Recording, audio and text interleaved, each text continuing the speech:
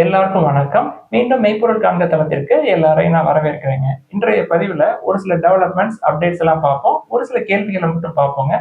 நாளைக்கு கேள்விகளை மட்டும் பார்ப்போம். ஃபர்ஸ்ட் முக்கியமான அப்டேட் என்ன அப்படின்னா, ருபி ஹிட்ஸ் ஃப்ரெஷ் ரெக்கார்ட் லோங்க. அதாவது ஒரு $88.36 இந்தியன் ருபீஸா இருக்கு.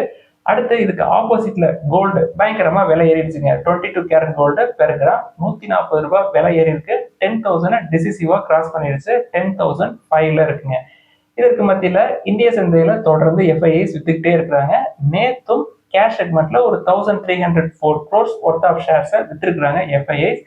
ஸோ இந்திய சந்தையை பொறுத்த வரைக்கும் நிப்டி 50 இப்பயுமே ஆல் டைம் ஹைல இருந்து ஒரு 6% கம்மியாக தாங்க இருக்கு. ஸோ ஆல் டைம் ஹைன்னு எடுத்துக்கிட்டோம்னா செப்டம்பர் 27, 2024 அது ஆல் டைம் ஹைக்கு போச்சு. கிட்டத்தட்ட ஒரு வருஷம் ஆயிடுச்சுங்க. எந்த ரிட்டர்ன்ஸும் கிடையாது. தென் ஜாப்பனீஸ் மார்க்கெட் எடுத்துக்கிட்டோம்னா அதோட ஆல் டைம் ஹைல இருந்து ஆல்மோஸ்ட் ஒரு 2% கம்மியா இருக்குங்க. சமீபத்துல தான் ஒரு ஆல் டைம் ஹையை தொட்டுச்சு. 43,018ல இருக்குங்க. அடுத்து ட்ரம்ப் அவர் என்ன சொல்றாரு, நான் பதவி ஏற்றதுக்கு அப்புறம் 7 மாசத்துல 7 வாரம் நான் ஸ்டாப் பண்ணிருக்கேன் அப்படின்னு சொல்லி கிளைம் பண்ணிருக்காரு. ஸோ இன்னொரு வார் 2-3 வருஷமா நடந்துட்டு இருக்குங்க யுக்ரைன் ரஷ்யா வார், அதையும் நிறுத்தினா நம்மளுக்கு மகிழ்ச்சி தான். தென் இன்னொரு முக்கியமான விஷயம் கொடுத்துருக்காரு. நம்ம வந்து தொடர்ந்து, அதாவது இந்தியா வந்து தொடர்ந்து ரஷ்யாட்ட இருந்து க்ரூட் ஆயில் இம்போர்ட் பண்ணிட்டு இருக்கிறோம். அது சம்பந்தமா என்ன சொல்றாரு, ரஷ்யாவையும் இந்தியாவை நம்ம வந்து இழந்திருக்கோம் சைனா கிட்ட அப்படின்னு சொல்லி ஒரு ஹிண்ட் கொடுத்துருக்காரு.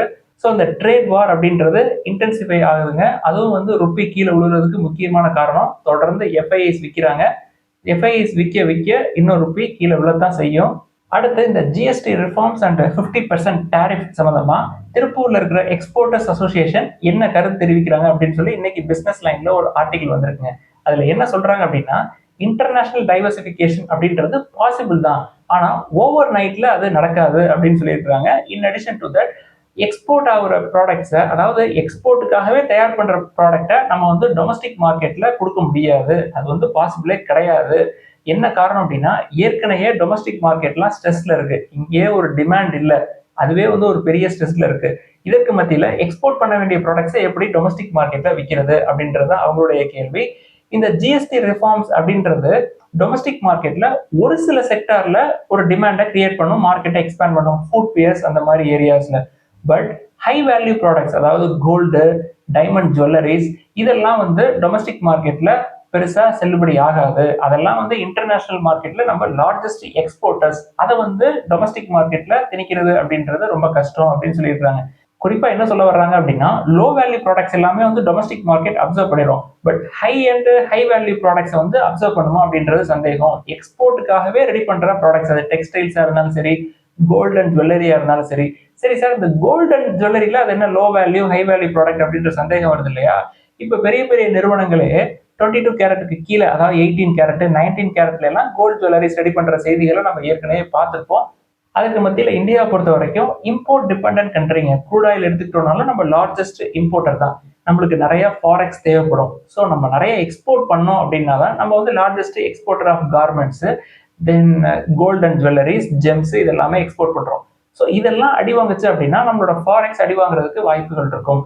இதற்கு மத்தியில நம்ம வந்து லத்தீன் அமெரிக்கா, தென் ஆப்பிரிக்கா, தென் சென்ட்ரல் ஏஷியால நம்மளோட பிசினஸை டைவர்சிஃபை பண்றதுக்கான வேலையிலையும் ஈடுபடுவாங்க அப்படின்ற மாதிரி எக்ஸ்போர்ட்டர்ஸ் அசோசியேஷன் சொல்றாங்க.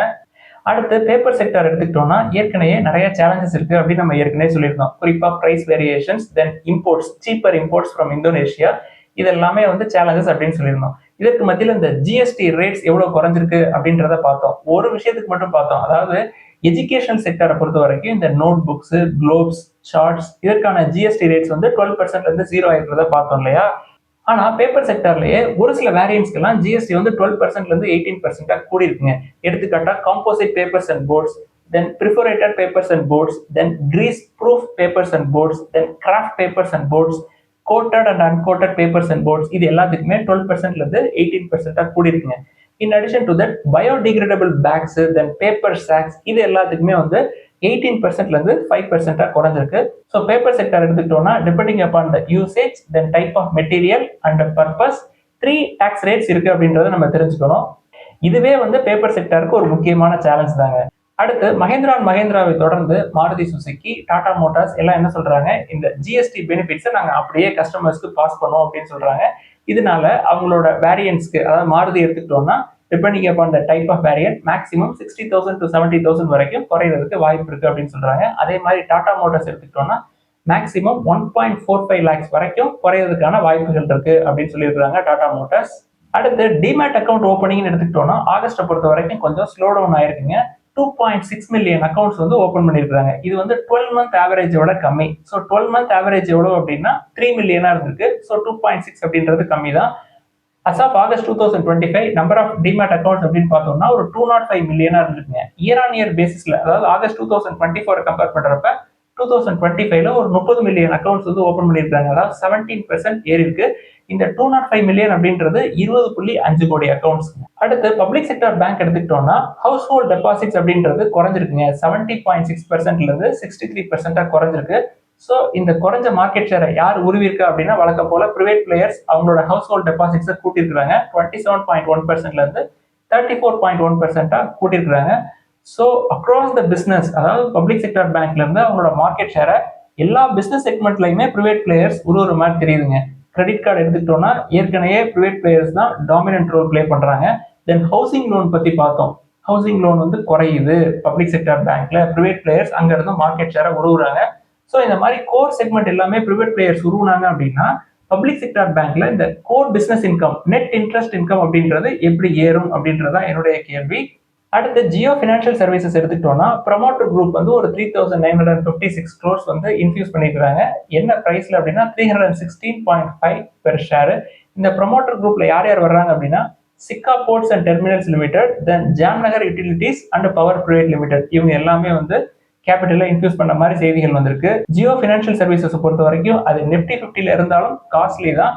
ஸோ காஸ்ட்லியான பிசினஸ் சைடு நம்ம போய் மாட்டிக்கூடாது. அடுத்து டாடா குழுமம் எடுத்துக்கிட்டோம்னா டாடா சன்ஸை லிஸ்ட் பண்ணாம பிரைவேட்டாவே வச்சுக்கிறதுக்கு ஆர்பிஐ அலோவ் பண்றதுக்கான வாய்ப்புகள் இருக்கு அப்படின்னு சொல்லி ஒரு சில செய்திகள் வந்திருக்குங்க. டாடா சன்ஸை பொறுத்த வரைக்கும் டாடா ட்ரஸ்ட் 65.9% ஸ்டேக் இருக்குங்க. எஸ்பி குரூப்ட ஒரு 18.4% ஸ்டேக் இருக்கு. தென் ரிமைனிங் கொஞ்சம் போர்ஷன் வந்து டாடா லிஸ்டட் என்டிட்டிஸ் வச்சிருக்காங்க. இப்ப டாடா சன்ஸை லிஸ்ட் பண்ண சொல்லி எஸ்பி குரூப் தான் அழுத்தம் கொடுத்துட்டு இருக்காங்க. ஆர்பிஐ என்ன ஃபீல் பண்றாங்க அப்படின்னா ரெண்டு பேருமே ஒரு மனதா வேணாம் அப்படின்னு சொல்லிட்டீங்கன்னா லிஸ்ட் பண்ணாம கூட விட்டுறலாம் அப்படின்னு சொல்லி டாடா சன்ஸ்க்கு ஆர்பிஐ தெரிவிச்ச மாதிரி தெரியுது. இதற்கு மத்தியில எஸ்பி குரூப் வந்து டாடா சன்ஸ்ல இருந்து வெளியே வர்றதுக்கு ஒரு பாசிபிள் சொல்யூஷன் ஒன்று ப்ரொபோஸ் பண்ணிருக்காங்க டாடா சன்ஸ் கிட்ட. என்ன அப்படின்னா ஷேர் ஸ்வாப், அதாவது அவங்கள்ட்ட இருக்கிற 18.4% டாடா சன்ஸ் ஷேர்ஸ்க்கு பதில டாடா குரூப்போட அதர் லிஸ்டட் என்டிட்டிஸ் இருக்கும் இல்லையா, அதுல உள்ள ஷேர்ஸை கேட்கிற மாதிரி தெரியுதுங்க. ஸோ இது எப்படி முடியும் அப்படின்றத நம்ம பொறுத்திருந்து தான் பார்க்கணும். அடுத்து ஏத்தர் எனர்ஜி அண்ட் மொபைலிட்டி எடுத்துக்கிட்டோம்னா கம்பெனி என்ன சொல்றாங்க, எங்களோட ஃபோக்கஸ் அப்படின்றது design, engineering, technology and brand, இதுல தான் எங்களோட ஃபோக்கஸ் இனிமே இருக்கும். இந்த செல் மேனுஃபேக்சரிங் பிளான்ட் போடுறது அப்படின்றது எங்களுக்கு சரி வராது அப்படின்னு சொல்லி அதை கைவிட போறாங்க. பட் ஏத்தர் எனர்ஜியை பொறுத்த வரைக்கும் அவங்களுக்கு இந்த லித்தியம் அயான் பேட்டரி வேணும் இல்லையா, அதுக்காக நாங்க பார்ட்னர்ஷிப் போட்டுக்குவோம் அப்படின்னு சொல்லியிருக்காங்க. ஸோ ஏற்கனவே அமர் ராஜா எனர்ஜியோட ஏத்தர் எனர்ஜி ஒரு பார்ட்னர்ஷிப் போட்டிருக்காங்க. ஸோ இது அமர் ராஜாவுக்கும் நல்ல செய்தி, ஏத்தர் எனர்ஜிக்கும் நல்ல செய்தி, அமர் ராஜாவை கன்சிடர் பண்ற நமக்கும் நல்ல செய்தி. அடுத்து ட்ரீம் ஃபோர்ஸ் எடுத்துக்கிட்டோம்னா கம்பெனிக்கு பெரிய ஏர்போர்ட் ஆப்ரேட்டர்ஸ் வந்து ப்ரெஷர் வருது அப்படின்னு சொல்லியிருந்தோம். இதற்கு மத்தியில ஒரு வாரத்துக்கு முன்னாடி Adani digital, then one other 2 companies வந்து கான்ட்ராக்டை கேன்சல் பண்ணியிருந்தாங்க. இதற்கு மத்தியில மறுபடியும் டிராவல் ஃபுட் சர்வீசஸ் லிமிடெடும் ட்ரீம் ஃபோர்ஸ் கூட போட்ட கான்ட்ராக்டை கேன்சல் பண்றாங்க. எஃபெக்டிவ் டேட் வந்து செப்டம்பர் 15, 2025. ஸோ ட்ரீம் ஃபோர்ஸ்க்கு தொடர்ந்து அடிமேல அடி விழுதுங்க. இன்னும் பயங்கரமா கீழே விழுறதுக்கான வாய்ப்புகள் இருக்கும். ஸோ இதனுடைய பாதிப்புகள் எல்லாமே வந்து செப்டம்பர் குவார்டர் ரிசல்ட்ஸ்ல நம்மளுக்கு தெரியும். ஸோ பயங்கரமா கீழே விழுந்திருக்கு ஆல் டைம் ஹைல இருந்து அப்படின்னு சொல்லி உள்ள என்டர் ஆகி மாட்டிக்க வேணாம். அடுத்து டாடா எலக்ஸிஸ் எடுத்துக்கிட்டோம்னா கம்பெனில எல்ஐசி வந்து ஃபர்தரா அவங்களோட ஸ்டேக்கை இன்க்ரீஸ் பண்ணிருக்காங்க. 4.9ல இருந்து 5.08% அவங்களோட ஸ்டேக்கை கூட்டியிருக்காங்க. ஒரு 52,000 ஷேர்ஸ் வந்து ஆட் பண்ணிருக்காங்க எல்ஐசி. அடுத்து இன்னைக்கு ஒரு சில கேள்விகளை மட்டும் பார்ப்போங்க. First Goenka diamonds and jewellers அப்படின்ற நிறுவனத்தை பத்தி கேட்கறாங்க. கம்பெனியோட ஷேர் பிரைஸ் வந்து 0.92ங்க. ஸோ இந்த மாதிரி பென்னி ஸ்டாக்ஸ் பக்கத்து போக வேணாம் அப்படின்றது என்னுடைய கருத்து. நான் போக மாட்டேன். பட் இதை பத்தி எதுக்கு டிஸ்கஸ் பண்றோம் குறிப்பா இங்க அப்படின்றத பத்தி சொல்லிடுறேங்க. இந்த கேள்வி கேட்டவர் என்ன சொல்லியிருக்காரு, பஞ்சாப் நேஷனல் பேங்க் வந்து இதுல ஒரு 2% பக்கமா ஸ்டேக் வச்சிருக்காங்க அப்படின்னு சொல்லியிருக்காருங்க. கம்பெனியோட மார்க்கெட் கேப் அப்படின்னு பார்த்தோம்னா ஒரு 30 crores இருக்கு. தென் கம்பெனியோடைய டெட் டு ஈக்விட்டின்னு பார்த்தோம்னா 0.77 இருக்கு. கம்பெனி எவ்வளவு ப்ராஃபிட் பண்றாங்க அப்படின்னு பார்த்தா ரொம்ப ரொம்ப ரொம்ப ரொம்ப கம்மிங்க. இந்த ப்ராஃபிட்டை வச்சுக்கிட்டு அவங்க வாங்கின கடனையே அடைக்க முடியாது அப்படின்றது ஒரு விஷயம். தென் பிஎன்பிக்கு எப்படி ஸ்டேக் கிடைச்சது அப்படின்றத பார்க்கணுங்க. எந்த விதத்துல பிஎன்பிக்கு ஸ்டே கிடைச்சிருக்கலாம் அப்படின்னா, ஒருவேளை பிஎன்பி கிட்ட கடன் வாங்கி அந்த கடனுக்கு ஈக்குவலண்டா அவங்க ஷேர்ஸை கொடுத்த மாதிரி கூட ஒரு சம்பவம் நடந்திருக்கலாம். எனக்கு அது உறுதியா தெரியல. ஸோ இதை நம்பி நம்ம என்ட்ராயிடக்கூடாதுங்க. ரொம்ப முக்கியமா பென்னி ஸ்டாக் சைடு நம்ம போறதில்ல அப்படின்றது ஒரு பக்கம். இந்த மாதிரி பிஎன்பி இன்வெஸ்ட் பண்ணியிருக்காங்க அப்படின்றதுக்காக நம்ம உள்ள போறது அப்படின்றது ரிஸ்க் ஆயிடுங்க. நான் எதை வச்சு சொல்றேன் அப்படின்னா, முற்காலங்கள்ல சிஎம்ஐ கேபிள்ஸ் அப்படின்ற ஒரு நிறுவனம் இருக்குங்க. அந்த நிறுவனத்துல கனரா பேங்க் ஸ்டேக் வச்சிருக்காங்க அப்படின்னு நம்பி நான் அதுல என்டர் ஆகி அதுல பல்பான விஷயங்கள்லாம் நான் உங்களுக்கு ஏற்கனவே சொல்லியிருக்கேன். அதை வச்சுதான் நான் இதையும் சொல்றேன். ஸோ கேர்ஃபுல்லா இருங்க. அடுத்த ஒரு நண்பர் வந்து மியூச்சுவல் ஃபண்ட் இன்வெஸ்ட்மெண்ட்ஸ் பத்தி சொல்லுங்க சார் அப்படின்னு சொல்லி கேட்டிருக்காங்க. நான் பர்சனலா எந்த மியூச்சுவல் ஃபண்டும் போடுறது இல்லைங்க. நான் வந்து நல்ல ஸ்டாக்கு, நல்ல வேல்யூவேஷன்ல இருக்க ஸ்டாக்கு சீப்பா எது கிடைக்குதோ அதை கன்சிடர் பண்ணிட்டு விட்டுருவேன். நீங்க மியூச்சுவல் ஃபண்ட் பத்தி கேட்குறீங்க, இண்டெக்ஸ் ஃபண்ட்ல போடுறது நல்லதுங்க. இது வந்து என்னுடைய கருத்து. இப்போ மியூச்சுவல் ஃபண்ட் இன்வெஸ்ட்மெண்ட் அப்படின்னா நீங்க மாசம் மாசம் ஒரு அமௌண்ட் போடுறீங்க அப்படின்னா, அதாவது 1000 rupees போடுறீங்க அப்படின்னா, ஃபர்ஸ்ட் 12 monthsக்கு அது 1000 இருக்குன்னு வச்சுக்கோங்களேன். 13th monthல இருந்து 24 month வரைக்கும் நீங்க இந்த 1000ல ஒரு 10% கூட்டணுங்க. தென் 24க்கு அப்புறம் 24 to 36 month வரைக்கும் அதுல ஒரு 10% கூட்டணும். ஸோ மியூச்சுவல் ஃபண்ட் இன்வெஸ்ட்மெண்ட்ஸை பொறுத்த வரைக்கும் தொடர்ந்து இந்த பெர்சன்டேஜ், அதாவது நீங்க போடுற அமௌண்ட்ல ஒரு 8 to 10% அமௌண்ட்டை அதிகப்படுத்தி போடணுங்க. அப்பதான் இந்த மியூச்சுவல் ஃபண்ட்ல நல்ல பெனிஃபிட் கிடைக்கும். அதாவது மியூச்சுவல் ஃபண்ட்ல பெனிஃபிட் கிடைக்குங்க. இந்த மாதிரி பண்ணீங்க அப்படின்னா நல்ல பெனிஃபிட் கிடைக்கும். அடுத்து இன்சூரன்ஸ் செக்டர்ல நல்ல ஸ்டாக் எது அப்படின்னு சொல்லி கேட்டிருக்காங்க. நான் கன்சிடர் பண்ண ஸ்டாக் சொல்லிடுறேங்க. ஐசிஐசிஐ லம்பார்ட தான் நான் கன்சிடர் பண்றேன். 1, 2ன்னு கன்சிடர் பண்ணலாம். கீழே இறங்கும், இறங்குறப்பையும் 1, 2ன்னு கன்சிடர் பண்ணலாம். அடுத்து கோல்டுடைய கன்சிடரேஷன்ஸ் பத்தி நிறைய கேள்விகள் வருதுங்க. கோல்ட கன்சிடர் பண்றதுக்கு நீங்க யார்ட்டையும் கேட்கணும்னே தேவையில்லை. அப்பப்ப 100, 200, 500 கோல்டு இடிஎஃப் கன்சிடர் பண்ணிட்டு போயிடுறது சேஃப். நம்ம வந்து கோல்டு பிரைஸ் எலிவேட்டடா இருக்கு, இது இறங்குமா, இறங்குற வரைக்கும் வெயிட் பண்ணலாமா, ஏறிக்கிட்டே இருக்கும் நம்ம பார்க்க. ஸோ அது இறங்கணும்னு வெயிட் பண்ண வேணாம். அப்பப்ப உங்களுக்கு எப்பப்ப எல்லாம் அமௌண்ட் கிடைக்குதோ அப்பப்ப எல்லாம் கொஞ்சம் கொஞ்சமா கன்சிடர் பண்ணலாம். அடுத்து ரோலெக்ஸ் ஸ்ட்ரிங்ஸ் பத்தி சொல்லியிருந்தீங்க. அதுல கம்பெனி வந்து ஸ்டாக் ஸ்பிளிட் அனௌன்ஸ் பண்ணியிருக்காங்க. அதுக்கான ரெக்கார்ட் டேட் கேட்டிருக்காங்க. ரெக்கார்ட் டேட் இன்னும் அறிவிக்கலைங்க. அடுத்த ஒரு நண்பர் வந்து HUDCO அப்படின்ற நிறுவனத்தை பத்தி கேட்டிருக்காங்க. அதாவது நான் வந்து 280ல என்டர் ஆனேன், இப்ப தொடர்ந்து இறங்கிக்கிட்டே இருக்கேன் அப்படின்னு சொல்லி கேட்கிறாரு. நீங்க வந்து எலிவேட்டர் லெவல்ல என்டர் ஆயிருக்கீங்க. வேல்யூவேஷன் இப்பயுமே நல்லா தான் இருக்கு. பட் ஹையர் லெவல்ல, அதாவது ஒரு ரேலி போயிருக்கும் இல்லையா, ரேலியோட பீக்ல நீங்க என்டர் ஆயிருக்கீங்க.